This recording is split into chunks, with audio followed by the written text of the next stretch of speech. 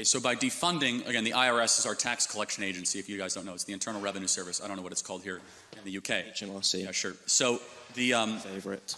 The equivalent is, number two, that you're not totally wrong about one portion of this, which is that more agents do equal more revenue. You have to have a tension, though, of do you want to grow the IRS by 87,000 extra agents, which Joe Biden did. He's trying to peel that back.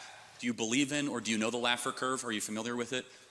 I can't say. It's a belief that when you lower taxes, you can actually increase revenues because compliance goes up and economic growth goes up. We saw this in the United States during Ronald Reagan, during a massive tax cut. Again, it's called the Laffer curve.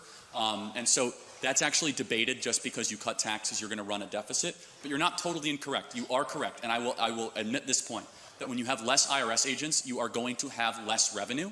And I think that it's a good thing generally to have less IRS agents looking into the particulars of Americans. And we have a history over the last 10 years right now. Actually, the richest Americans. Well, not necessarily. That's the thing, is that the richest Americans actually are able to hire the tax attorneys and the accountants to get through IRS issues and get to settlement. What we see in the data is it actually ends up with middle-class Americans because they do not have the same infrastructure to deal with a very intense IRS agent.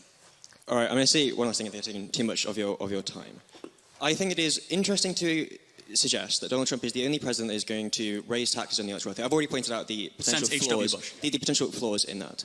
I would also draw the audience's attention to the fact that Donald Trump is overwhelmingly backed by, supported by, funded by, and in fact stacks his cabinet, as I've mentioned, by billionaires. And you yourself in Turning Point USA relies relatively heavily on the ultra-wealthy to give their donations. Somewhat. For example, Foster Freeze, although sadly departed. I know, but we also have. When you were founding, you were overtly reliant on this. So I would just like to point out that inconsistency, and I thank you for your time. Thank you. Yeah, great.